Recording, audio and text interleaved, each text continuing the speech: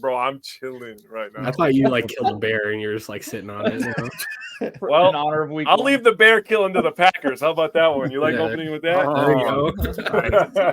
Nice transition. You're welcome. Welcome back to another episode of Wisco Fanatics. We have a full crew here, plus one. Dusty was kind enough to join us. Bryant, Simon, haven't seen you guys in forever. You guys just saw Tyler and myself on Wednesday talking about the Brewers, but today we're switching gears, going to some Green Bay Packers football. And from this moment until the end of the season, which we're hoping is sometime in January, right, fellas? Or February, ideally, but yeah. Settle down. That would be nice, but ideally, that would be nice. But yeah, we're gonna have a Friday night episode every Friday until that point. So, yeah, welcome back. Buckle up. It's gonna be a fun season. Badgers start tomorrow. Brewers are in a playoff hunt. I mean, it's a great time to be a Wisconsin sports fan, in my opinion. But I want to start with Dusty. How you doing tonight, my man?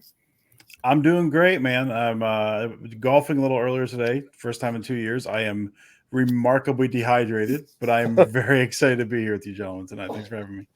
Yeah, thanks for joining. Bryant, haven't seen you in a while. How's life, buddy? Pretty good. Just, still getting kind of settled into the new house, the new job and everything, but it's been good. Busy. New beard. You're looking I was going to say new beard and new sweater, man. You looking good tonight, my guy. Yeah. Simon. I'm just jealous. Simon taking a big gulp. How you doing, Simon? Things are great. Everything's great. Don't give us the answer you gave. I'm not. No, I wouldn't. I wouldn't. Yeah, so I had to turn off the Brewer game, sadly, because otherwise I'd have been very distracted. We are down 1-0. But anyway, Tyler, how you doing, buddy? Super. I was thinking about it like as we were starting the show, exactly how you started the show. Like every Friday now through all the football season, like you get to have us twice a week, and hopefully we can have some more great guests like Dusty. Like I know Mike Spofford's going to be on with us in 2 weeks. Oh, nice. So hopefully we got some good guests coming up in addition to the four of us Yahoos. But we are going to start. Let's get a little bit of an icebreaker. So we had this discussion in our chat, and it's been a hot topic of conversation. Dusty, I'll go to you first. The Packers are rumored to be trying to trade for Jonathon Taylor, and there's been a lot of takes on it. For me personally, the more I think about it, the more it makes sense. But do you think the Packers trading for Jonathon Taylor is a good idea? I'm all for it. I mean, I think it comes down to what they're going to ask for him, which it sounds like a lot, which is why that's one of the reasons it's not happening. The Packers have one? Is it Lewis is the only running back signed on the roster for next year, if I'm not mistaken. Dylan's up, Jones' contract is up, I believe, as well. Right. But I think it's Emmanuel Lewis is the only dude. And they've also got, because I was thinking about this as well. I'm not in favor of paying running backs. The Packers clearly disagree with me because they paid Aaron Jones, which has been perfectly fine. But I don't agree with it. However, they've got Love on this weird kind of 2-year deal. They've got, and all of their skill positions are on manageable contracts for the foreseeable future. They get out from under the Rodgers deal after this year. So if they want to do something for Jonathon Taylor and they want to swing a trade and go, hey, listen, man, we'll pay you. That's the thing. If you want to pay him like upper level of the running back market, what are we talking about? Like $11 million a year? And you want to do that and you want to push most of that into the second year when you don't have to pay a whole bunch of guys anyway. The Gary extension, I assume, is coming. But all those young skill position guys, like you don't have to pay them for a few years. So I was kind of like, no, absolutely not. I think, honestly, at this point, its barrier to entry is the asking price going to be too high in terms of the draft capital? And then also, like, I don't know, his recent injury history, I think is concerning. I don't like that with running backs. But if we're getting Jonathon Taylor, zero issues. I think that'd be awesome. Let's go. So Wayne said we don't need him. Asked what's wrong with the running backs we have. Essentially, you're looking at A.J. Dillon having a down year in 2022 compared to 2021. He is on a contract year this year, so players do have a tendency to perform better in contract years. But here's the thing. Like, first, you mentioned Aaron Jones, who has a massive cap hit next year. His cap hit is over $17 million next year. And the thing is like you said, almost the entire offense outside of David Bakhtiari and Elton Jenkins is on rookie contracts. And A.J. Dillon and Aaron Jones are a great running back duo. Like, there's no denying that. But Jonathon Taylor and Aaron Jones would be like an all-time great running back duo. We'd only have it for 1 year, and then essentially you're saying, Jonathon Taylor, you are running back of the future. And Jonathon Taylor's only 24 years old currently. Aaron Jones is going to be 29 later this year. But I mean, the Packers can pay Jonathon Taylor in 2024 when possibly David Bakhtiari is no longer on the roster either, which we'll talk about in a little bit. But I mean, Jake, Simon, Bryant, do any of you guys have any strong feelings on the subject of Jonathon Taylor? I don't think we should do it. And the reason I think, because for one, I think we can get him in the offseason if we want to do that. Two, Aaron Jones is such the heartbeat of the team. And with Love coming in as quarterback, I don't want anything to throw a wrench in the dynamic because he's going to be learning. Last thing we'd want in his locker room. And don't get me wrong, Aaron Jones is a consummate professional. He probably wouldn't do or say anything or much if he was losing touches. But you have A.J. Dillon, who probably would have been gone then, who, has anointed himself the mayor of Door County, absolutely loves Wisconsin. So for me, my thought process was everyone loves these two running backs. If we throw, anything into that, we're removing one from the equation. Yeah, don't get me wrong. Jonathon Taylor is both better. A healthy Jonathon Taylor is better than both Aaron Jones and A.J. Dillon. I'm not saying that's not true. That is true. But if we can get him in this next offseason and we're going to put money towards that position, we can go for Jonathon Taylor or any of these couple other running backs that might hit the market that are looking for a contract. And I know it adds another year on Jonathon Taylor, but for me, I wouldn't want to mess up the locker room dynamic with Jordan Love first starting because I want that as stable as possible. And Aaron Jones is probably one of my all-time favorite Packers, and so I'm a little biased there, but just what he brings to the team and his leadership, I wouldn't want that to kind of get thrown out of whack. I don't disagree. Disagree. I'm just going to say I don't disagree with anything you just said, but you're getting a 24-year-old superstar running back with a 24-year-old quarterback and a bunch of 23, 24-year-old wide receivers who Watson looks like he could be a budding superstar. Dubs looks like he could become a 1A to a 1B to a 1A situation with Watson and Dubs. I mean, I like the potential of our tight end room. I like some of the youth on our O-line right now. We're going to have 2 first-round picks next year. Let's not kid ourselves. So we could get a superstar left tackle in the draft. I mean, I'm not saying that I want to, but I'm just saying that if they did, I'd be happy. Obviously, as a Wisconsin Badgers fan, I love Jonathon Taylor. I was going to say, take your Wisconsin Badger bias out there. But, and I agree with you, but I feel like we could get a 25-year-old star running back with a 25-year-old quarterback that had a stable starting year. And let's be all honest, our goal is this year for Jordan Love to show that he is the guy, that he can be the guy, right? Yeah, we would all love to win the Super Bowl. It would be crazy not to do that.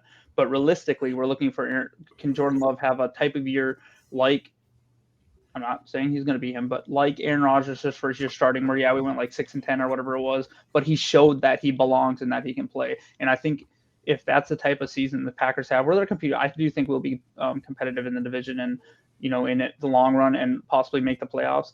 But the main goal should be for us, to support Jordan Love as much as he can and see if he's the guy of the future. And that's having, for me, just the most stable dynamic possible was something that I thought of. Don't get me wrong, Jonathon Taylor's amazing, but I feel like we can get him next year. Chris said, I don't think Jonathon Taylor adds wins to the 2023 team over what they have right now. You should play for wins added, not big names. It would essentially, honestly, if they traded for him, it would be for the future. Like if you're trading for him, you're keeping him long term. Yeah. Wayne said he haven't had a running back duo like this in years. I've been a fan for 40 plus years, living in Florida, watching in Florida, but from Wausau. So Florida, that's cool. Really. So let me throw this to anybody. Would you consider it? Let's say the Packers are somewhere around 500 towards the end of October trade deadline. Would that change your perception? Like, if the Packers were closer above 500, would you do it to try to bolster the team? Or if they're, around 500 or what their record is, would any of that change your thoughts on it? If we have an injury at running back or that's what's holding us back, absolutely. I was going to say, even if we're 3-7 at the trade deadline, but they're still trying to move on Jonathon Taylor and we're looking forward to the next year, I'm good at that point. But going into the season, because I don't know, Jim Irsay is kind of I'm not going to say the words I think of Jim Irsay, but he will for sure be the type of person that will tag Jonathon Taylor just so that he can't go somewhere else and he'll get draft capital out of him. But if somehow he didn't do that last year and we still end up with Jonathon Taylor without giving up the draft capital, to me that would be like the best case scenario. That's interesting, something to think about. Paul said Taylor would be great to have, but trading Dillon for him, nope. The arsenal we have now with Jones, Dillon, and Wilson, we are solid. This is a make or break year for AJ Dillon, in my opinion. He had like I said, a down 2022 compared to 2021, so he needs to perform this year if he wants to get paid again. Dillon's yards per carry have been going down since his rookie year, so he needs to show. It's a contract year, so it's literally make or break. Yes. Okay, so I'm just going to go around the horn. Dusty, we'll start with you from the either, whether it be the 90-man roster or the 53-man roster. Is there really anybody that you saw this preseason that you're just like completely done with if the Packers were to cut ties? Oh man, I get first pick here. Yeah, I'm taking the gimme man. I'm taking Royce Newman. Like that's why I asked you first, because I know he's on everybody else's list. Yeah, I mean, listen, like as far as like interior line depth, you could do a lot worse on like a dude who has played before and has that experience, but he somehow has gotten worse every single year. Like he was solid year one. Last year, I forgot what a stunt was. Like just straight up forgot what a stunt was. Then this year is like guys are running right past him in the preseason, like he's not even seeing them. So again, like there's something for interior line depth, but that dude looks like he's just lost. Maybe there's something going on there. Maybe he needs to change his scenery, maybe something, but he looks unplayable right now. So I'm taking the gimme. I'm taking the slam dunk here. I'm taking Royce Newman. Greg said it's 6:12 Pacific time. Is Mike Evans a Detroit Lion yet? I thought Denzel Mims was solving all your problems at wide receiver. Bryant, is there any players that you're done with? Yeah, and this might surprise you guys a little bit because I was kind of high on him last year, but I think the only reason he's on the team is because of an injury, and that's Josiah DeGuara. I feel like he's had his opportunities to show a lot. I feel like, and I had to look outside the realm because I knew we all have like the basic. I knew Newman would be the first pick. Okay, so, we don't have like Lancaster on the team anymore. That's an easy one. Yeah, DeGuara for me is. Yeah, he's okay and he's a good, but I feel like if we don't have the injury at tight end, I think he's probably cut. I think he benefited from a couple injuries. He can play. Don't get me wrong. We can use him, but I think we need to use him in the fullback spot, kind of. And I feel like now we're going to be forced to use him in tight end role more than we wanted to. We have to see what Ben Sims can do, but really DeGuara, it's just like I think he's just a dude kind of on the roster right now that. If he's probably between like 48 and 53 on the roster for sure, in my opinion. So I'm kind of done with him. He's, I expected a lot of him last year and he just didn't really show up. Gavin said we should have gone after Jimmy Graham. He is already signed, and he's also 74 years old. We literally already did that. I can't. Yeah, the Packers are the youngest team. That would probably take them from like the youngest team in the NFL to like probably in the middle tier. You think we can get Tony Gonzalez out of retirement? Hell yeah. Antonio Gates, anybody? Yeah. LG Crumpler. What's LG Crumpler up to? LG Crumpler's got grandkids at this point. LG Crumpler Jr. coming up soon. Tell you that. I heard Clay Matthews is looking for a contract as well. BJ Raji is still out there. Knew Simon was going there. All right, Simon, is anybody on the roster you're done with? All right, I don't like this topic because this team's so young. It's hard to choose. That's fair. It's so I'm gonna spin it a little bit, but I'll name it a guy that if he doesn't show that he belongs, I'm completely done with, and that's Josh Myers. If he doesn't, like he didn't look that good last year, and I thought I kind of had high hopes for him going into his rookie year, and yeah, I just feel like, especially all the stuff coming out of the training camp with him, bobbling snaps and that one, was it either Family Night or the preseason game? I forget. It was week 2 of the preseason. Thank you. Yeah, that's it. Yep. And yeah, maybe a miscommunication or whatever, but actually, if you rewatch that play, you can see so if Myers is if I'm Josh Myers, it's on his right hand side.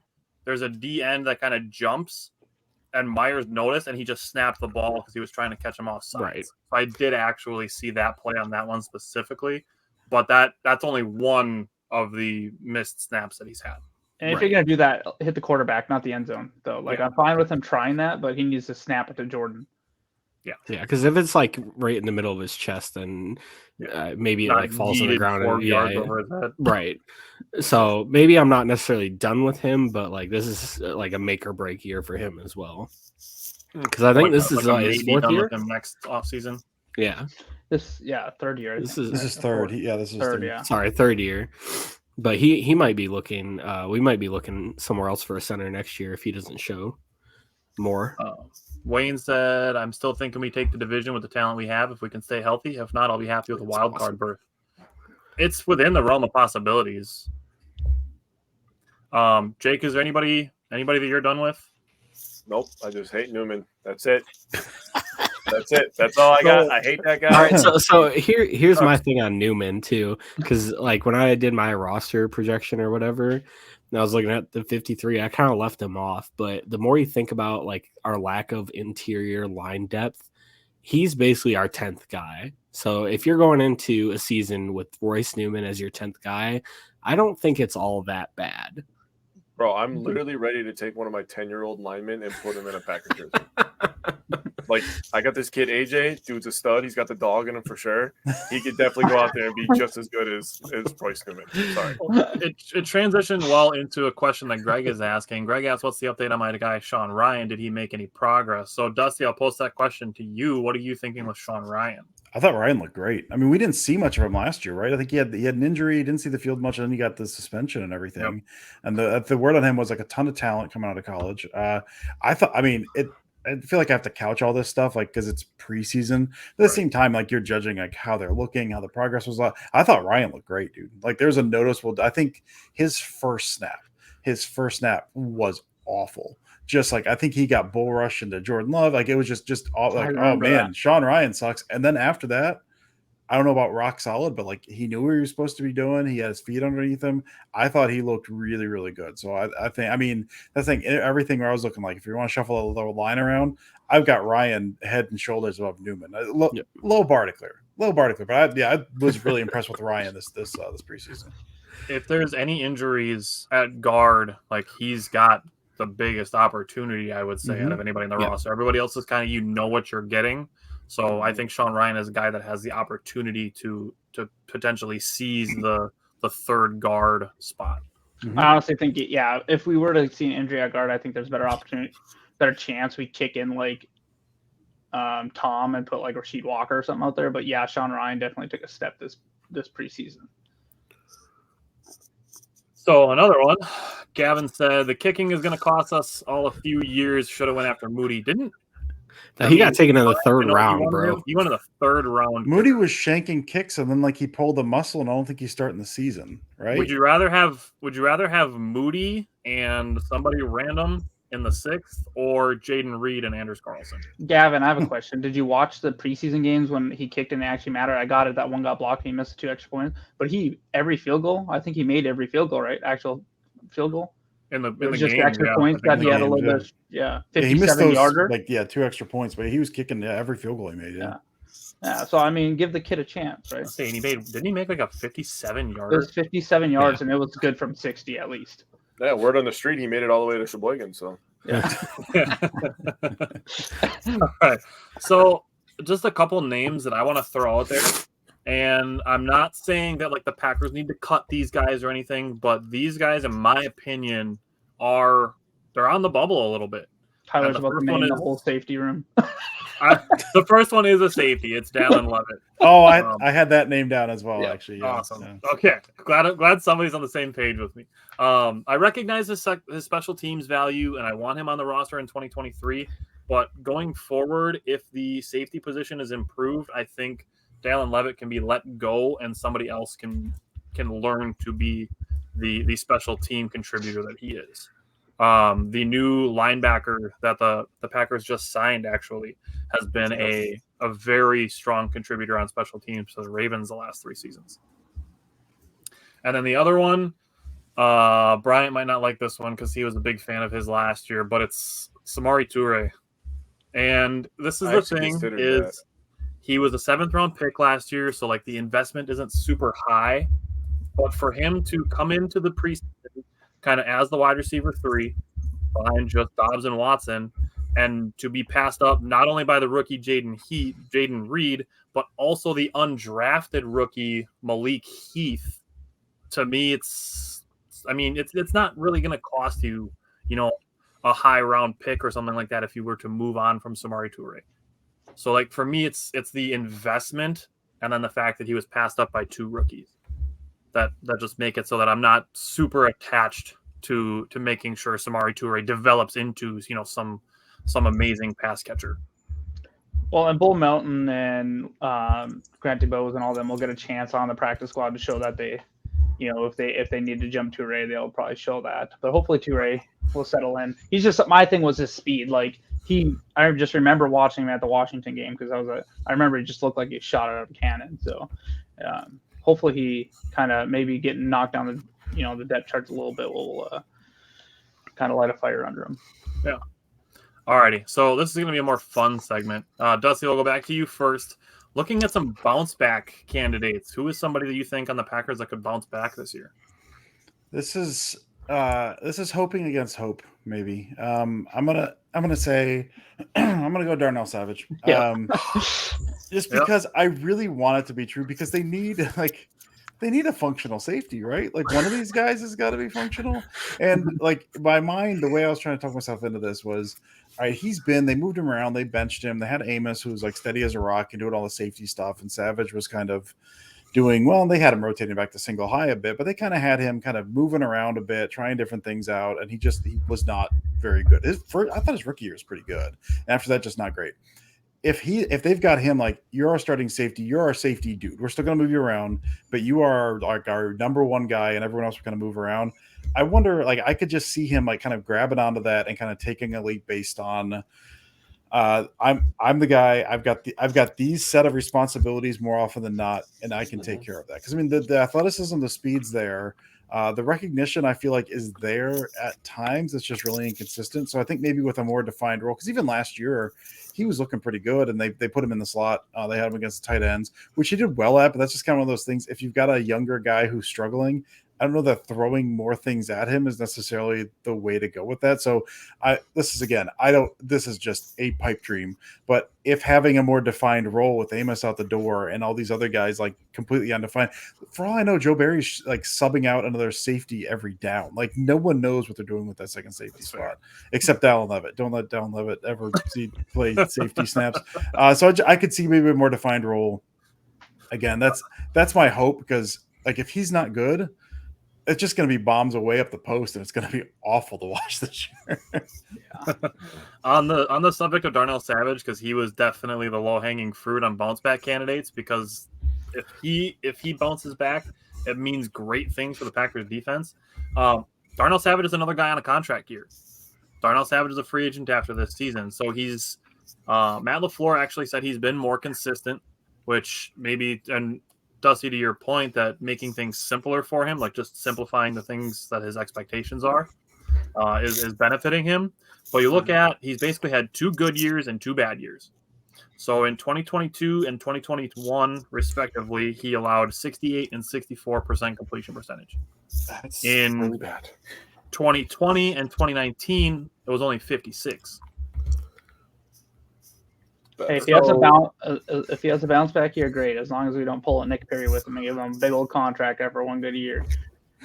So I mean, it's really going to come down to see if the first 2 years or the second 2 years are who he is. So we'll see what that is. Wayne said, I heard the Green Bay had the number 1 defense in preseason. Is this true? Yes. I think PFF rated him. I think that was after like preseason week 2, and then they fell like second or third after the third week, which I mean it really doesn't matter because that was all the and like 90th guys playing and stuff, but they had a solid defense in the preseason. Yeah. So I'll let Bryant, is there somebody that you're looking for as a bounce back candidate? Yeah, I went kind of sneaky on this one because he didn't have a bad year or anything, but I know he's a better player than what he played last year, and that's John Runyon. I feel like maybe he didn't have as good of tackle play next to him last year. So hopefully we have more consistent tackle play next to him. But I feel like he was kind of I don't want to say he got lackadaisical or he got comfortable in his position last year. But I'm hoping, the best way we can help Jordan succeed and then this team succeed is the line. And I think we legitimately have a chance to have the best offensive line in the NFL this year, or top 5 minimum. So and that part of that will be one will be Myers, like kind of hopefully he takes a step and doesn't snap over people's head. I know his last preseason game was pretty solid. So but then if Runyon can kind of have a little bit of a bounce back year, I think PFF had him like average or something, and I know those aren't everything we go by, but I do know he had some struggles last year. So hopefully he just bounces back, takes that next step really, and goes back to what I think his first year was kind of like. Paul said they're practicing some players. Any safeties? Of the players that I've seen them working out, most of them have been cornerbacks, is what I've seen. I think they had one wide receiver in, but other than that, I've seen mostly cornerbacks. They've only got 4 on the roster, so they got to bolster that room a little, right? Yeah. Simon, any bounce back candidates that you're looking for this season? Oof, where do you even start? Because like it seemed like what happened last year is like all the guys that played really well in like 2021 that we expected to also play well in 2022 kind of didn't happen. So there's a few guys, but I like Kenny Clark. I think he started off the year a little slow, but he ended the season on like a pretty high note. So I'm hoping, and what was it though? He had like one play in the last preseason game where he like blew up the guard, his first snap, and then it was his first snap, and he's like, all right, I'm done. That was it. So I'm hoping he can carry that into the season. I expect him to be at least a Pro Bowl candidate. Jake, bounce back candidates for you? I got a couple. First of all, Simon, he's going against the Bears offensive line next week, so I think Kenny Clark will be just fine. Since literally everyone who's a starter on that team is horrible and they're all injured. So good for us. Their line's a little that's not great right news, now. but Justin Fields doesn't need a pocket to throw it because he doesn't throw it anyway. So Gary might have 15 snaps and 3 sacks. Yeah, I'm getting all my digs in right now. So I actually had Savage as well. I'm just going to touch on him, then I'll go to somebody else. But I think Savage is going to have a bounce back here. I'm not hopeful for it. I think he's going to. He has to, for one. And secondly, I expect our pass rush to be absolutely dominant. It was very good the first half of the year. We were second ranked in pressure percentage when Gary was healthy. We added Lucas Van Ness, another year for Kingsley Anagbare. I believe this pass rush is going to be something really good. And the D-line was getting great push all preseason. I think people are overlooking Justin Hollins a little bit too. His name deserves to be brought up in this conversation. And TJ Slayton. I mean, we got a lot of unsung heroes on that front that were really, really good, and obviously Kenny Clark. So I expect the pass rush to make the quarterbacks have some happy feet, happy triggers, and hopefully Darnell Savage is jumping some routes like he did against the Vikings second to last week of the season last year. I want to talk about Devondre Campbell. I think that he's definitely got to be on this list. Simon, I thought that's where you were going 100%. If you gave me more than one option, that's where I was going to go with next. Devondre Campbell, he has to be good, right? Devondre Campbell and Quay Walker have to control the middle, control that passing game, and we have to be better against the run. We give up way too many yards after contact, way too many yards before contact. We have to start having more gap responsibility, start hitting these goddamn running backs and stop the run because it's getting sickening at this point, right? And then my final one, this one's for you, Simon. I thought of you when I put this on my paper, buddy. David Bakhtiari. And I'm not saying it because he had a bad year, but I'm saying it because I'm so sick and tired of the fans saying that he's a waste of money. Now, if you look at the numbers, he played 84% of the snaps last year. That's a decent percentage. It's not horrible. It's not great. But I'm really looking forward to him. And to Brian's point, the best way to have a young quarterback succeed is to have a good offensive line. I was talking about it when Tyler and I did a show with John from I can't think of his podcast right now. Lombardi Time Brews. No, 84% is correct, by the way. I looked it up. Lombardi Time Brews. But between 2013 and 2020, Bakhtiari played no lower than 96% of the snaps. So if he can give me somewhere around 90, he was a 5-time All-Pro in that span, 2 first team, 3 second team. If we can get anything anywhere near that and just have Jordan Love be comfortable with his backside being protected, we're going to be just fine. So the Devondre Campbell and Darnell Savage were guys that immediately came to mind when we put this segment together. Now, Wayne's is going to tie into one that I got a little tricky with this one. Now, my last one is not a player. My last one is a coordinator, and it's Joe Barry. Joe Barry is a bounce back candidate for me, and I don't think it's being talked about enough. Is Joe Barry going from the sideline to the booth? So him being able to see the entire field, hopefully that to me is going to give him better vision of the entire field and the entire defense. And then, like Wayne said, having one of the best defenses in the preseason, and like Dusty said, you got to kind of take it with a grain of salt because it is preseason, but you're still doing it without Rashawn Gary, mostly without Kenny Clark, and Jair's not suiting up for a lot of preseason action. But if we can get the linebacker whisperer version of Joe Barry, and obviously nobody wants the sagging coverage on third downs, if Joe Barry has a better visual of that from the booth instead of the sideline, that to me makes Joe Barry a bounce back candidate. Joe Barry went to the booth in the preseason and suddenly figured out what blitzes were. He was bringing insane pressures. I've never seen anything like that from him his time in Green Bay. And suddenly he was like, oh, I'm shooting different gaps here. It was insane. Just to always be up there at this point. I would lose my mind week one. Nice and I comfy will up lose here. my mind week one if we're playing off right away. They will. Jordan They will, Love, just the joke. or excuse me, Justin Fields. Everyone's like freaking out because he had 3 checkdowns in that one game that the players made plays. Like, make him throw into tight coverage. Like, don't let him get easy completions. If you can slow him down on his feet and you don't give him easy completions, he's not going to beat you through the air. DJ Moore is don't get me wrong, great wide receiver, but Jaw can lock him up. Yeah. Alrighty. So just on the last few things with the preseason, anything you guys want to say? First, like a couple things that I wanted to really bring up was Brian Gutekunst saying that the roster was built for speed more so than youth. The Packers do check in as the youngest team in the NFL this season. But like I said, Goody said they were planning for speed.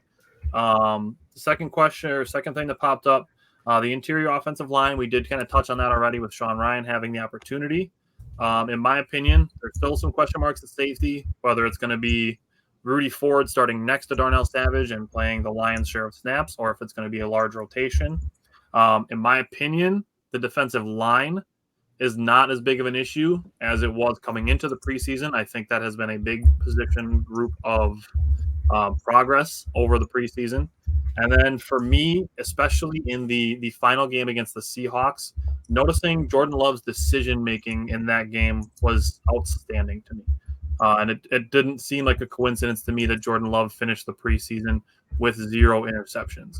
So, Dusty, I'll go back to you first. Is there anything else from the preseason that you just really wanted to kind of toss out there as it relates to the 2023 season? I will say Musgrave. I was excited about the pick of Musgrave, just the athleticism and the field stretcher and blah blah blah, all the stuff you talk about with that. And he was, when you watch his college stuff, which is not much because he was injured for a lot of it. What you saw was like a willing blocker, if not a particularly refined one. Which really, at that point, for rookie tenant, is all I'm really looking for. Is like, does he know where he's supposed to be? Is he willing to like stick his nose in there? It doesn't matter if he's good or not, because that at least will show he's willing to learn. He showed some, and again, preseason, blah, blah, blah. He looked really good as a blocker in the preseason. I think he was out there every snap. Jordan Love was out there. And when he was looking, I looked at all of his run snaps yesterday, 2 days ago. I don't know. There was very few that you're looking at and going, that was bad. Like, at the very least, he knows where he's supposed to go. And usually he's getting the grip on a guy and driving him a little bit. So that was one. And I don't think he's going to come out and be a lockdown blocker right away.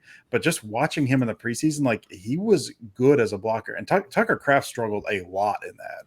And to me, Kraft was the guy that was like, he's going to be more your traditional tight end, and he's going to be kind of the lock it down blocker. And Musgrave's going to be the Jimmy Graham. I will give effort, I will whiff, but really I'm just here to like stretch the field. Musgrave looked better as a blocker through the first 3 preseason games than Kraft did. Like Kraft looked lost. Musgrave looked like he knew what he was doing and he was driving guys. So to me, that was a big surprise. So if that carries forward even like a small percentage of what we saw in the preseason, I think he's going to be a bigger deal in this offense than I kind of even thought he might be when they drafted him. Jake has high hopes for Luke Musgrave. Jake had him slotted out for, I think, like 75 targets. 73. Dude, he's going to be so close to the line of scrimmage. Yeah. He runs slants. He runs drags. He runs little 3-yard outs. He's right next to Jordan Love, dude. I'm telling you. See, right, Dusty's a smart man. Well, and they like to do a lot of that clear out stuff. They like clear out the middle, and they typically do that with like a wide receiver. But now you can just have an inline tight end doing that stuff, and it's hard for them to keep up with him. Like I think you're going to see some of that middle of the field split the safety stuff with him too. Like I'm getting way too excited about Luke Musgrave. I've got to temper expectations, man, because I'm way out there at this point.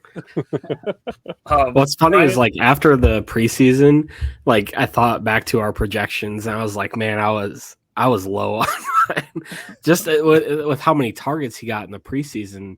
He's going to be a monumental part of this offense. And like, I know like everyone says that rookie tight ends like take a while to develop or something. Yeah. I way undershot my projections when it came to him. They're going to like, that's the thing, whether he produces or not, I don't know. It certainly looks like they're going to force feed him the ball at every opportunity. Like he's going to get opportunities to produce. I'd be pretty surprised if he doesn't end the year as a leading target person for rookie tight ends in the league. Yes, from what they've shown. Dalton Kincaid and Buffalo will get a lot too, but man, but he has a veteran in front of him. So Musgrave is going to be. He's going to be a monster. You know his name I haven't heard a lot. His name popped up over and over and over and over again in the draft. Myers. And I haven't heard his name basically at all in the preseason. Michael Mayer. Yeah. He had a couple plays, right? He went to Oakland. I think he had a touchdown, didn't he? In like the last preseason. Vegas. Yeah, he looked like Michael Mayer. What did I say? There is no team in Oakland, guy. God, Oakland. Not going to be any sports team. Come on, that's bad habit. It's like saying Reds. I know it is. You know what really gets me is when people still say San Diego, man. The San Diego one gets me. I still say that. Yeah, go ahead, Brian. My bad, Vegas. Yeah, so for me, really just I like the fact that Jordan Love ended all 3 preseason games with his last pass being a touchdown. He made some wow throws. I think my favorite's probably when he's rolling to the left and he hits Jaden Reed for that touchdown in the second preseason game. Like that throw is like underrated. That was a really, really good throw. I like the little touch pass. So we hadn't seen much from Watson all preseason. And then of course we had the one, underthrown ball or, when he couldn't hold on to in that game, but for him to end with a touchdown was nice. But really just Jordan Love's decision-making and some of the throws he made, I was like, okay, this guy's like, right. I don't think people are talking about him as much because he didn't have like a huge wow preseason, but he didn't have a bad preseason. Like people are just like, okay, this dude can play. Dan Orlovsky, Rich Eisen's going crazy. Yeah, big fan. Rich Eisen was talking about him the other day too, and this is mostly not television stuff, but a lot of people on YouTube, and I know it's nerd people. YouTube, it's football nerd people, basically. That's the people that know stuff. That's the talking heads. That's a great way to put it. I don't want the talking heads hyping them up. I want the nerd people that know stuff to hype them up. So that's good. But I will say, I really hope Dobbs is healthy for week 1 because the one time I kind of noticed it seemed like Jordan was flustered a little bit was that first like drive and a half against who did we play the last preseason game? I just escaped me right now. Seahawks, but like he didn't look fantastic. He was kind of forcing a couple throws along the sideline and stuff. Granted, Reed probably could have caught that one, but I think Dobbs has kind of become a safety blanket for him a little bit. So hopefully he's out there, and I think it gives him a sense of calm. Like I know I can go here if everything else isn't breaking down. Or he'd probably throw it deep to Watson because he's probably screaming past anyone that's out there. But I really hope Dobbs is healthy because that connection they built in the preseason seems pretty strong, and I look forward to seeing that all year. I think people are sleeping on that. I would not be shocked one bit if Dobbs leads the team in targets this year. I wouldn't either. I mean, I drafted him in fantasy for a reason. So. My fantasy team, catching Dobbs. Nice. Oh. That's clever. Brian, what's up to you for the preseason? If there's anything else you want to bring up? Just in general? Yep. I was really surprised by, I guess, the two rookie defensive linemen, Kobe Wooden and Carl Brooks. Thank you. Sorry, words are hard. Yeah, I was really surprised at how good they looked. Like, you think like day 3 picks on the D line, they're not. They showed out for like where they are. I was really happy to see them do enough to A, make the roster, and B, like, cause some havoc on that D line, because our D line's been substandard for years, like sans Kenny Clark. So Yeah. you get Kenny help. It looks like it's like coming to fruition a little bit. Thank God. And it's Yeah, young. not to be a downer on the opposite side. I was kind of, I don't want to say upset, but or not like Underwhelmed. Underwhelmed. There we go. Underwhelmed of what we've seen from Devontae Wyatt and Lucas Van Ness a little bit. So hopefully they'll. I'm gonna stop you on Van Ness. I think you can go like this. I was like, okay, I think the first game he didn't really do much, but I remember there was like a few plays in like the last preseason game where you saw why Green Bay drafted them. The motor is there, like that screen pass to whatever wide receiver, and he just like comes screaming down for like a 1 or 2 yard gain. Like, he had a couple nice pass rushes up the middle too. So I would say, I guess it really depends on what your expectations of him were, but you can definitely tell why Green Bay drafted him. There's one other play in that Patriots game too, where they did a run to the opposite side. Oh yeah. Yep. And Lucas Van Ness just destroyed Anthony Ferkser. Yeah. Just completely put him on his ass. Like, that stuff goes unnoticed because he didn't make the play, but he still blew up a tight end trying to block the edge. Okay, well, I guess his hustle and everything was there. I guess I would say I was underwhelmed because there's plenty of times too where I've seen Colby, Wooden and Brooks in the backfield, and then I look and Lucas Van Ness is getting pushed 3-4 yards upfield at the same time. So, yeah, but he also made plays in the running plays where he would get the push on the outside and force the running back to go inside and allow guys like Wooden to get a tackle on the inside. So, he's young yet, so we know I watched what happened with Rashawn Gary, so I'm not going to be like those people. Yeah, that's exactly it. I'm not saying he's a bust. I'm saying that I was hoping now that also Rashawn Gary is going to be playing. It sounds like we won't need as much from Lucas Van Ness from the get go, and he'll have more time to prepare. So that's good. Or get ready, or learn. So that's a good thing too. I think originally a lot of us thought Rashawn Gary would probably miss the first 4 games. That dude's just a monster. Everybody but Jake. Not me. Yeah. I knew. Yeah. I'm telling you, I told you he was playing that Lions game, bro.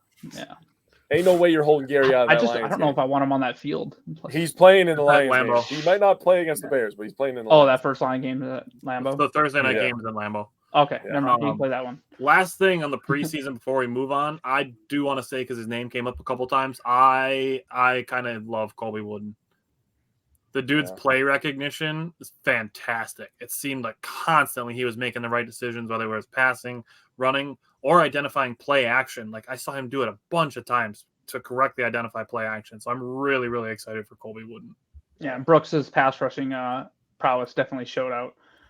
There's sometimes I'm like, dude, this guy's a monster. So I'm really excited about like those so fast. So fast. And ridiculous. Yeah, and that would help if Devontae Wyatt doesn't pan out, because like I said, I know you stopped me at, but did anyone really love what they've seen from Devontae Wyatt in the preseason? So I don't think he played like a ton.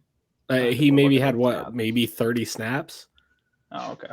I will say I was a little disappointed because like he was like, training camp was all like, he's ready to make a leap. He's ready to make a leap. And I had to check to make sure he played any snaps in the preseason. Like, he did nothing in the preseason, but he looked, apparently he's been good in training camp. So I'm holding out hope for that one. But even if it ends up he doesn't pan out, it looks like either Wooden or Brooks are going to hit too. And they're still young. We got to understand that too. So let me throw this out there, because we've talked about a lot of times about doing like a grain of salt with preseason things. Let's compare Devontae Wyatt this preseason to what we saw from Devontae Wyatt in the last 5 games of last year's regular season. Yeah, he I would looked argue that he those looked last good. 5 He games flashed last year last year. hold more Yeah. weight Yeah. than this year's preseason because True. it Good is point. actual game, game time, game reps. So I'm willing to call it a wash basically, and then just say we're going to turn Devontae Wyatt loose. Yeah, he's gonna flatten Justin Fields like the first snap of the game. I'm like, there he is. Yeah. He was just taking 80%. I get He it. was maintaining, saving his fuel. Paul asked if we talked Sunday against the Bears. That's going to be next Friday. We're going to preview the Bears game. Yeah. The last thing that we have today is we're going to run a bunch of questions through Dusty, and obviously Jake, Simon, Bryant, myself, feel free to jump in on these questions, but we're going to pose them to Dusty first because he is the guest of the day. So I do try to, when we have guests on, try to comb through the content a little bit to give you a chance to shine. So, and I got to say thank you to Dusty. Dusty's been helpful with me as well, trying to help do some more content stuff. But Dusty is awesome at breaking down plays. So I'm excited to ask a lot of these questions. And the first one is, what's an aspect of Jordan Love's game that you feel is overlooked? I mean, I was going to say the decision making, but that's the big thing. I think something that goes along with that is tied to that, but maybe not tied to that exactly.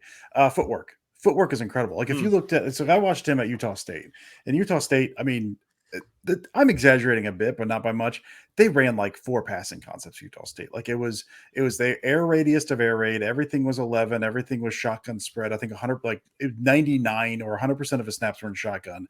Everything was 4 verts or mesh or something like that, where you don't even have like predetermined reads. You're looking at like when they break open and there's options on the routes. And so the footwork and the timing is all a little weird. So he's coming from that to the NFL. So you watch him there, you watch that progression through on, and you could see, even if his eyes were going to the right place early, he wasn't really ready to make the throw when he got there. His footwork is tremendous. Now when he's dropping back, you can see him. He's got that 3-step and he's ready to throw off the 3 steps there. If that's not there, he sees not drop back, easily transition back to the 5. And so I mean that's a big thing. Again, that goes to the decision making, and that goes to looking at recognition of what he wants to do, what the defense is doing both pre and post snap. But to tie your footwork to that, I mean that's something.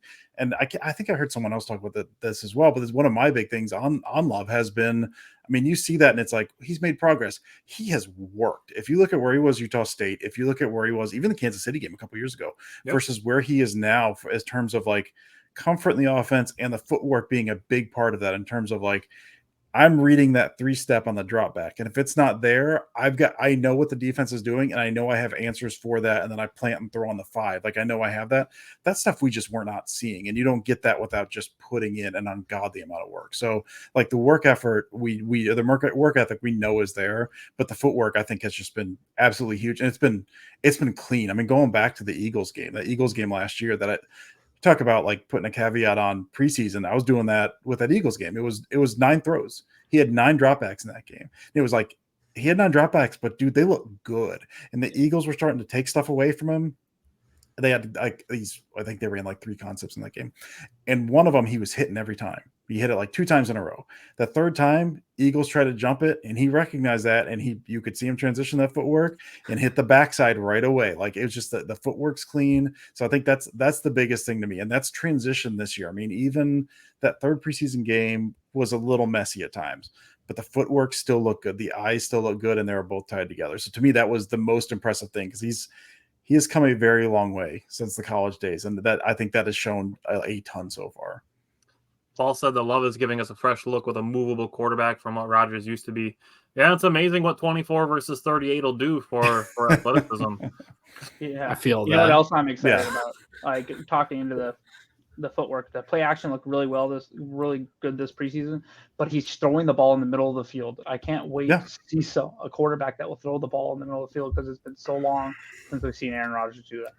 Yeah, I did a look at that at some point this offseason because I'd seen Rodgers throw the middle of the field, right? Like I know he does it, and I looked at the floor era. He was like 63rd out of 65 qualifying quarterbacks like in the past 4 years in terms of targeting the middle of the field. Like, oh yeah, no, he's really just not doing this at all. Yeah, goodness gracious. I always thought it was like a slight exaggeration I thought it was too, and I looked at the numbers. I was like, no, he doesn't. Always do that. outside the hazard. And look how You guys- often we've seen Jordan Love already throw in the middle of the field. I'm like, this is like you're adding another more than third of the field. Let me add something. In the past, I will say in the past few years too, though, I feel like they haven't necessarily had that weapon. Thank you. That they might have now, and obviously that's not to excuse everything per se, but like I love that Jaden Reed and Luke Musgrave will open up that as well.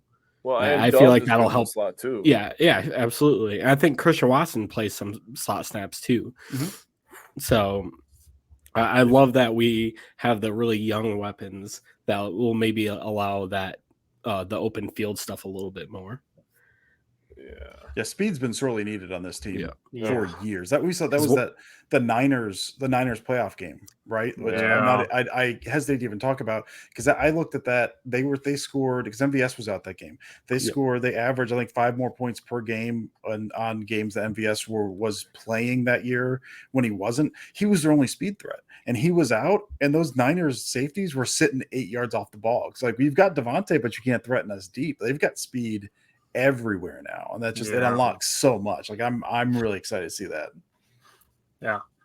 Paul said I'm stoked about it being thrown around more than being safe to the sidelines.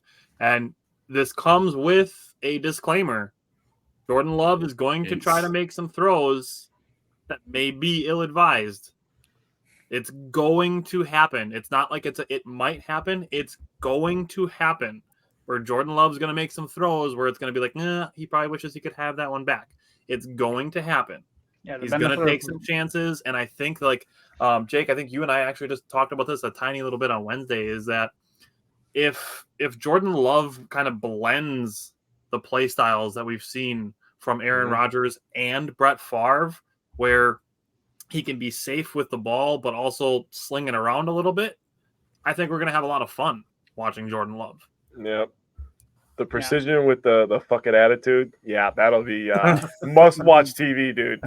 Yeah, obviously what comes with throwing in the middle of the field is if a ball gets tipped, it's not just flying out of bounds anymore, right? It's staying in the middle of the field and has a chance to get picked by the safety. But as like you said, as long as he does have a tendency to throw high once in a while, so if he can, continue to learn and stop doing that, I'm really excited that he's going to attack the middle of the field. And like I said, we should understand he's going to make mistakes. Go ahead, Simon. Sorry. I was going to say, good thing Luke Musgrave is 6'6", right? Yeah. And Watson's 6'5". And Jaden Reed plays like he's 6'4". I know. Paul brought up a question that we haven't talked about yet. What are you guys thinking about Sean Clifford? I'll table this one to anybody that wants to answer the question. He'll be a good backup. I heard, I think it was the guys from the Father Son Packers podcast, and the comp they threw on him was Tyler Heineke. That was just like he doesn't know what he's seeing, but he's gonna rip that. Like he may come in and win a game for you, and he may come in and like it just absolutely and throw 4 picks because he's not like he had some throws and that's it was the one to Wicks, like the 80-yarder to Wicks or whatever. Never looks at the backside safety. That throw was like a fingertip away from getting picked. He never looks at that dude. He's like, I'm ripping it. So I like it in a backup. Like that's perfectly fine. And look, Taylor Heineke is probably the best backup in the league, or top backup in the league. So that's. I really wanted the Packers to look at him in the offseason. I think we all did actually. Yeah, I thought it was like a good option if they were looking for a backup. Yeah. I will say, as far as the subject of backups, I was looking at this guy not as like a guy the Packers should draft or anything, but I did like him as a prospect. It's Dorian Thompson-Robinson. Seeing him ball out for the Browns in the preseason, that's really cool for him. I hope he gets an opportunity. Paul said on the subject of Clifford, he's a loose cannon, but man, he was impressive. I'm happy with him being the backup, and I think that's a perfectly fine take. It's insane to me that he's older than Jordan Love. That's insane. People forget who else is older than Jordan Love. It's so weird. He's and Hooker is also older than Jordan Love. Yeah. Will Levis is only like a month younger than Jordan Love. Mm-hmm. Yeah. So tying into Jordan Love, what is something you think Jordan Love can improve on?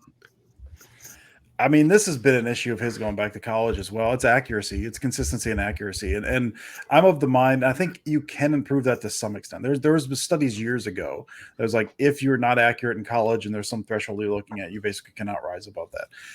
There's still some of that consistency issues. Like he will say he's gonna drill a guy in the middle of the field for 15 yards, and it's gonna look beautiful. He's gonna hit a beautiful back shoulder. He's gonna hit a go ball, and then he's gonna throw 10 yards over a dude's head in the flat. Like he's gonna dirt a ball for no reason. Like that's one area. And again, decisions making good, and the footwork is good. Like he's in a good position. He just is not always that accurate, and that's like at this point that's my biggest concern for him, because we see okay, he's got the footwork cleaned up. He knows where he's supposed to go with the ball. He's got a command of the offense, but sometimes he just misses throws, and so that's one of those like. Is that something you can improve on considerably at this point in your career? I mean, I think the footwork helps with that. When stuff starts breaking down at a certain point, you are who you are and you revert back to that stuff. So that's one you can make. I think you can make improvement on the margins, but that's another thing in terms of like, kind of throwing a warning to people. He's going to throw more picks. There's also times he's just going to overshoot a guy in the flat. Like that's likely going to happen at least this year. And I'd love if he can clean that up.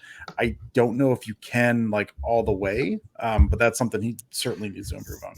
So optimistically, when we're talking about accuracy too, I'm hoping as the offense kind of grows together too, some of those, I don't know, I guess like receivers, maybe not necessarily running the wrong routes, but like going higher in their routes or not making the right cut will help with those issues as well. Yeah, and some of the stuff that looks like inaccuracy is timing. Like there was a couple of plays from the preseason that he was shooting wide, and like the way it looked, I think the break from the wide receiver should have been a yard or two more shallow. And if it's cut a yard or two more shallow, like it's on time. So there's always those things with accuracy stuff. Like I think that's part of it. Brought that exact thing up with the miss to Musgrave against the Bengals. Yeah, where he was kind of rounding that, but you'd still for that one, I would still like to see him put a little touch on it because Musgrave was so open, just get the ball to him. But, he was trying so hard to hold that linebacker that he just. Then he was like, I'm gonna gun this, and then just threw it as hard as humanly possible, missed him. Yeah, that's. And if he just floats it out there, it's still a catch and run. Mm-hmm. So, yeah. So moving on from Jordan Love, who is a player that impressed you? Hold on. Oh, go ahead. I actually have something that I think that he needs to improve on.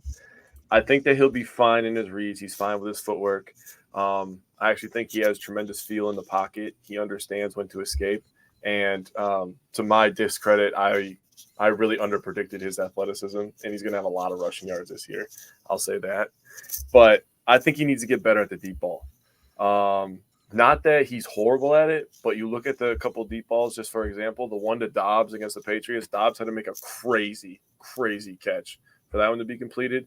And then the one to Watson. Watson was literally probably 5 yards past that cornerback, and he really underthrew that. That throw as an NFL quarterback, that's like a missed wide open layup for an NBA player, in my opinion. So he's got to put that out in front of him. You have a 6'5" speedster. You got to put that out in front of him. So if he can get more consistent with the deep ball, I'm not too worried about the intermediate or the short stuff. But the deep ball stuff, that will make this offense go from, okay, we're really good, to like, dang, this offense could be really, really explosive. And some of that with that deep, like that's one of the things I'm curious about the deep ball. And that's one of the things I'm really watching for in the regular season, because LaFleur said they put an emphasis on putting more air into the ball. This is my conspiracy theory about that particular throw, is that it was very windy, and he had in his mind, I need to put a lot of loft on this. I think if he drives that sucker a little more on a line, I think that's a touchdown. So I kind of wonder if that's like we're out of the preseason. Like you kind of get a feel for what you want to do now, like whether you want to drive that or put loft, like you've got both those things in your bag. I wonder if it was just when you take shots in the preseason, put a bunch of air underneath it and the wind caught it. That's my conspiracy theory, because like I said, the other way is, he just missed him, and that makes me sad. So I want to believe that there was something else to it than just missing a guy who has 5 yards on a dude. The other thing that I threw out there when we talked about this a little bit in our group chat that we have is that the week before he had the one that he lofted up, and Daxton Hill from the Bengals broke it up. So maybe he was trying to underthrow it a little bit so that the safety didn't have time to get to it. But I mean, we don't really know unless we ask Jordan Love, like, hey, what'd you do on that one?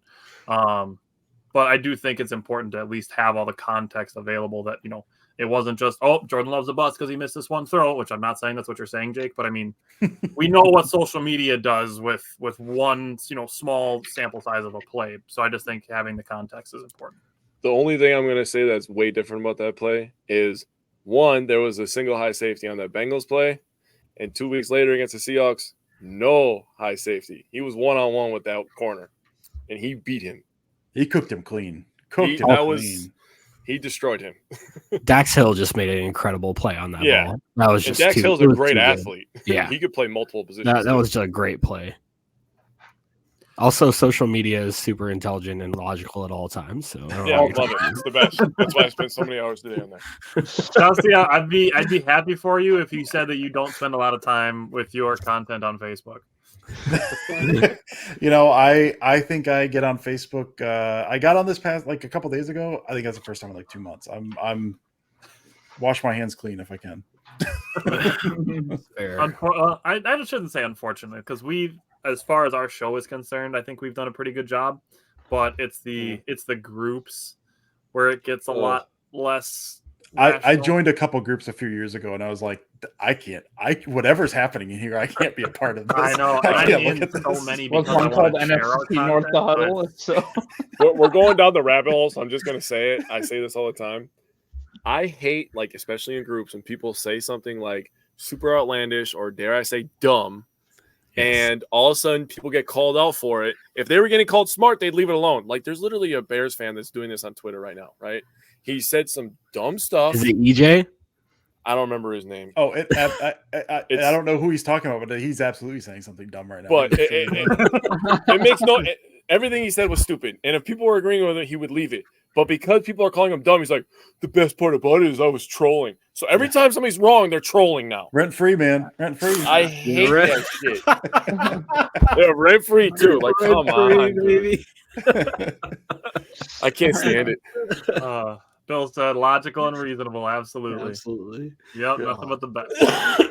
But I will say, like I said, I mentioned this and I'll say it again. As far as the following of Wisco Fanatics, I really do appreciate the following that we have, because I do think we've built a good following of people who do like having all of the context and all of information and not just the knee-jerk recency bias, small sample size reaction that is so prevalent. That's the optimistic outlook we take. Absolutely. Real but optimistic outlook helps too, where we're not just like, oh, they had me. Like, it's going to be a rough season for a lot of these Packer fans because Jordan Love's going to make a few mistakes, and they're all expecting us to win Super Bowls, which is, like we said earlier, it would be great. But really, the goal should be to see that this guy can, like, our team's heading in the right direction. But there's all those set of fans that won't accept that and won't be like, okay, that was a good step forward. This is exciting. We're going into the next draft with 2 first-round draft picks. We have a good young core. People aren't going to see that. They're not going to think about the fact that we're working to open up a window that I want to win and I want it now. And so you can safely ignore those people. That's exactly it. And we're seeing, Jake and I have seen it all season with the Brewers, is that people, they want to be contenders now. They don't want to have to work through adversity to get there. I mean, question, and I would have a very strong answer to it. He said, do you think the Packers should utilize Love and Clifford like the Saints did with Breeze and Hill? No. Oh, my God. Oh. Different skill sets. That's not gonna happen. Okay. So, Dusty, back to you. Who is a player that impressed you in the preseason that not many people are talking about? I'm sure I'm the same as you guys. Like I'm so tied into like what people are talking about that like I don't know what people are talking about versus what they aren't, because it feels like every single player, I'm looking at the 53 and I'm like, I've heard people talk about every single one of these guys. So I will go I don't know, man. Let's go offensive line. Let's go Rasheed Walker. I thought you were gonna go with we didn't see him much last year. I mean, not during the regular season certainly, but preseason we saw him some. He just saw his college highlight a lot. Yeah, so one specific college highlight. I was waiting for it. Dude, I wasn't going to mention it. I wasn't going to highlight. I'm going to tell you right now, if he does that somehow gets in the game and does that to a Bears player week 1, I'm buying his jersey immediately. I'm changing his number to 69 too. Sorry, it's just his now. There's no agreement. Like, this is just mine. I take this. He looks great. He looks like he knows what he's doing. Like, just he looked just rock solid. Like he just looked like dude who knew what he was doing, was just in control every single snap. Rarely seemed outmatched. And again, preseason, but they were still going against. I mean, say preseason. I know that the line on preseason is vanilla offense, vanilla defense, and it's for the most part it is like distilled down more to its base elements. If you look at the Packers offense, they ran the same concepts all the time. Patriots were doing stuff. Patriots were bringing pressure. They're looping. They're bringing blitzers. Rasheed Walker just looked, I think there was like one time he looked like he was out over his skis. Aside from that, everything they threw at him, they had inside out moves, they're bringing stunts, like all kinds of stuff. And he just was in control that entire game. And that's how we look for the preseason. Like it's one of those guys, you put him out there. We mentioned Royce Newman. You talk about Royce Newman because like, oh, who sacked the quarterback? The guy that bull rushed Royce Newman like into oblivion. You don't talk about Rasheed Walker because Rasheed Walker just kind of handled his business. So I don't know that he's like, you want him out there day one, but that's one like I think if Bakhtiari goes down, if they decide to do something else with the tackle spots, and Rasheed Walker is out there for starting left tackle in a game, like I'm not going to be frightened. We'll see a couple snaps in whether that changes, but he just looks like he's a dude who's in control that kind of knows what he's doing. I didn't know what I expected from him. I knew he was supposed to be fine in a steal and all that stuff. He looked like a very good player from what we saw him. He's like solidified what I would say is a very, very deep tackle room. I would say that that's something that's been talked about a lot as the Packers tackle room, but not Rasheed Walker so much specifically. Yeah. And he is that fourth name that is now in that tackle room where it's like, okay, like this is a really solid group where the Packers could essentially have two groups of guys that could start, and they have four of them. That's fair. That's a great take. Bill said, this is back on Jordan Love. He said his rollout accuracy is great. I'm hoping that he gets a bit of number 4 in him where he gets hit and makes him dig down deep and find out that he's got another depth of fortitude that he doesn't even know is there. And if he's got that leadership ability, which based on some of the things that he says during his press conferences, I really appreciate from him. And for coaches to be saying, he's a guy that we can look to where if this guy's fine, we're fine. So I love that from Jordan Love. Dusty, if you were Matt LaFleur, what would your week 1 snap count percentage be for Rashawn Gary? I was thinking about this. Like, I think because I was looking at what Khalil Mack did in that 2018 game, because I was like, he was injured, and that was like his first game with the Bears. And I had in my mind he played like 15 snaps. He played 40 snaps in that game, which feels wild to me. I just looked at that. It was like 70% of snaps. And I thought it was way less than that. So I was like, I'll do the Khalil Mack. No, I don't want to do the Khalil Mack. I want to do less than that. I mean, honestly, I think I would look at, is it 3rd and 5 or more? All right, I'm throwing him out there. And then aside from that, you mix in a couple second longs, like basically situational pass rusher. I don't want him out there for any more than 20 snaps, I don't think, which I also feel like that it's easy for me to say that in this chair. Rashawn Gary might try to fight Matt LaFleur if he's like playing 20 snaps. And I'm not fighting Rashawn Gary. So you're out there for as long as you want to be, buddy. Might eat him on the sidelines. Yeah, seriously. Like, oh, Matt LaFleur lost his head. Like his head is rolling on the sideline. Gary's 100% of snaps. Yeah, I mean, I think I'll try to stick to around 20, just roughly speaking, because it's Soldier Field, man. Like I'd put him out there for 0 if I could. Thank you. I don't want to have Soldier Field. Yeah, that's my point. Their field is shitty. He's coming off of ACL, so I'm kind of like, week 1, I don't know. Maybe you let him sit out. I do like there's all the push, like we don't want to play on turf, we want to play on grass. There should really be an exception, like, but not Soldier Field. Yeah. We want to play on all grass except Soldier Field.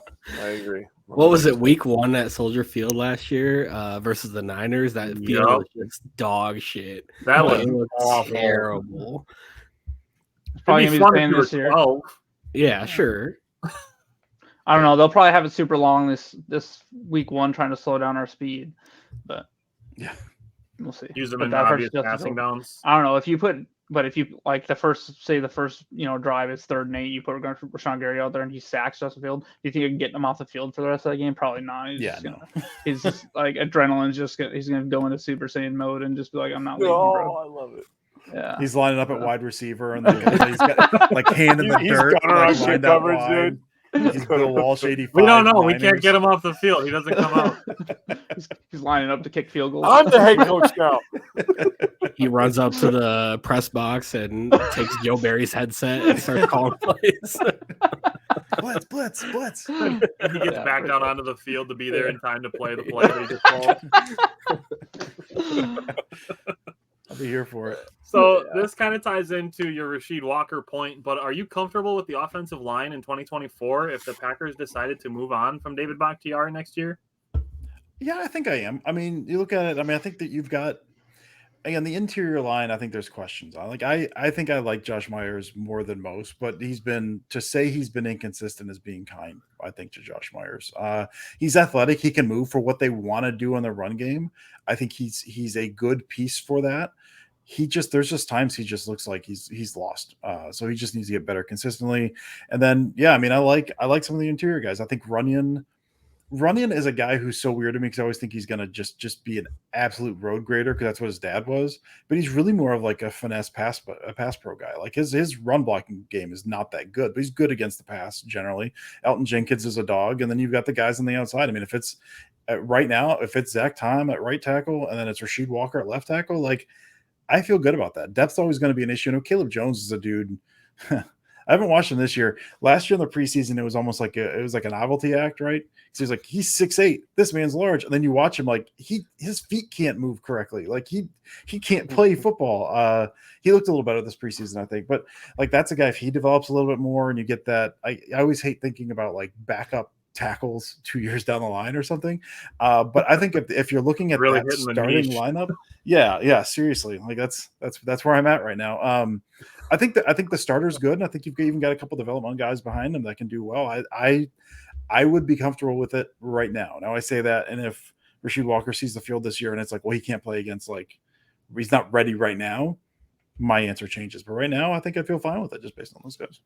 And they obviously like Luke Tenuta because they kept him on the 53 and then put him on IR. I haven't seen much of him, but I know he jumped some people last year before the season end, if I'm not mistaken. Like when they were doing practice and stuff, he was getting reps in front of people, so they must like him too.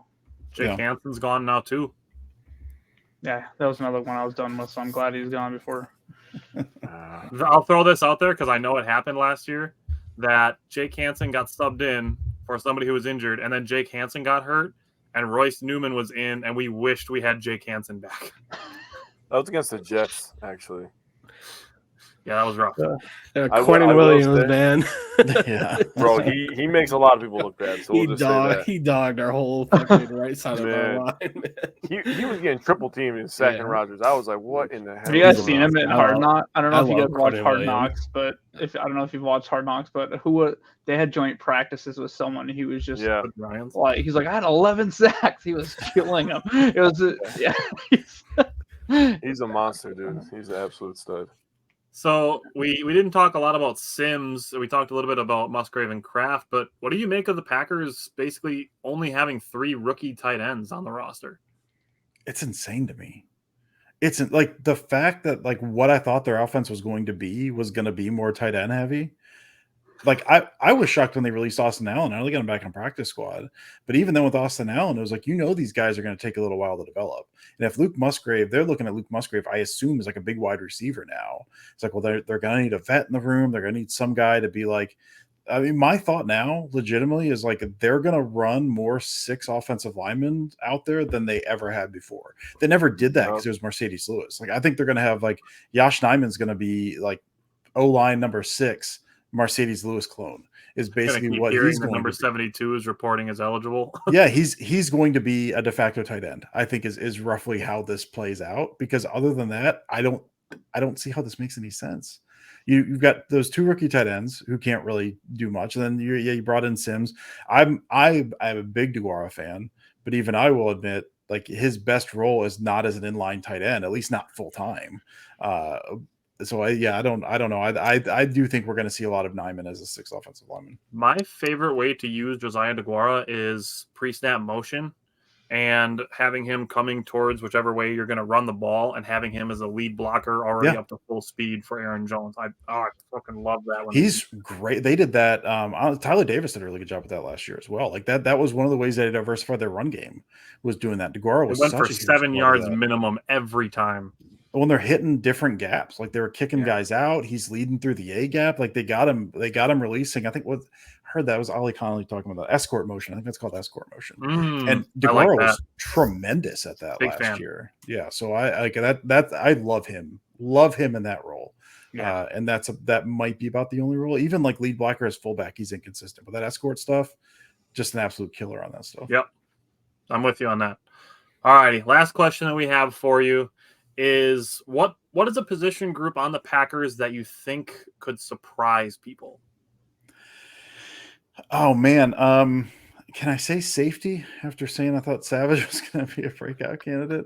I mean, there's guys there that if one of them hits, like Rudy Ford showed some nice stuff, right? Anthony Johnson Jr. is a guy who went from a steal in the draft to borderline unplayable if you listen to the reports out of training camp.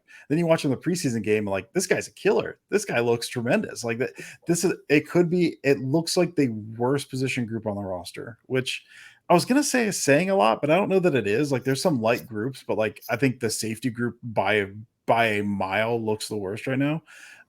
There's a chance that like if Savage kind of, and you got to squint really hard to see some of this stuff. But if Savage like grows into that role a little bit as like the dude, and then either Rudy Ford or they go to somebody that's 3 safety looks potentially Rudy Ford, and then Anthony Johnson Jr. potentially Mr. Simone Biles, put him out there as well.